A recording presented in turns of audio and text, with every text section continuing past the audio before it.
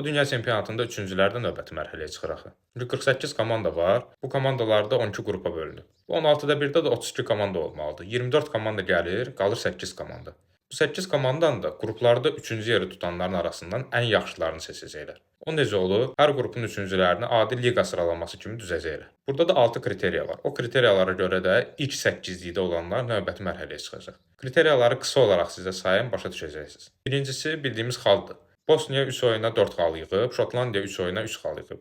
Belə olanda Bosniya Şotlandiyanın o sıralamada üstündədir. Əgər xallar bərabər olarsa, məsələn Cənubi Koreyanın da 3 xalı var, Şotlandiyanın da. Onda top fərqinə baxılır. Yəni vurulan topdan buraxılan top çıxılır, qalan sənin top fərqindir. Cənubi Koreyada bu -1-dir, Şotlandiyada -3. Deməli Cənubi Koreya Şotlandiyanın üzərində olacaq, Bosniyanın altında olacaq. Əgər top fərqləri də bərabər olsa, keçirik 3-cü kriteriya. Bu da atılan qollardır. Məsələn, bir komanda 2 qol vurub 4 top buraxıb, o birisi 3 top vurub 5 top buraxıb. İkisi də -2-dir. Amma 3 top vuran daha çox top vurduğu üçün o biri komandanın üstündə olacaq. Deyək ki, bu 3 kriteriyanın hamısı bərabər oldu. Onda FIFA-nın fair play xallarına baxılır. Bu fair play xalları nədir? Hər ölkə dünya çempionatına başlayanda 0 fair play xalı ilə başlayıb. Sarı vərəqə, qırmızı vərəqə aldıqca bu xallar başlayır silinməyə. Bir oyunçu sarı vərəqə aldı, komandadan 1 xal silinir, olur -1.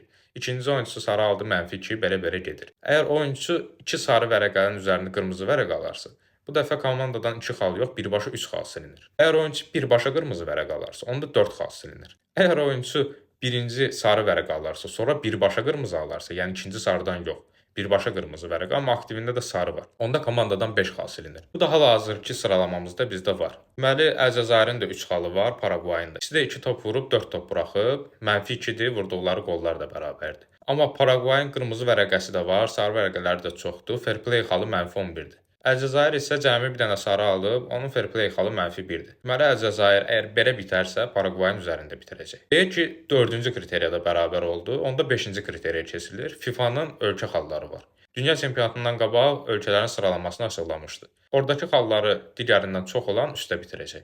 Deyək ki, bu xallar da bərabər oldu, amma bu çox nadir olan bir şeydir. İndiki sıralamada da yoxdur elə bir şey.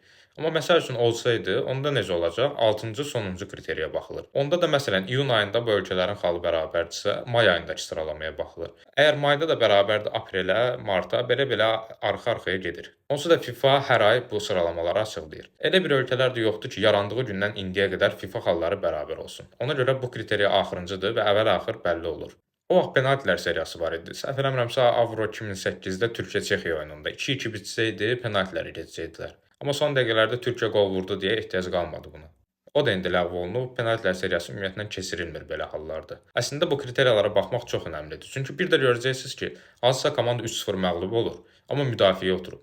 Deməli, həmin komanda üçüncülər arasında ilk 8-liyə daxil olmaq üçün top fərqinə baxır.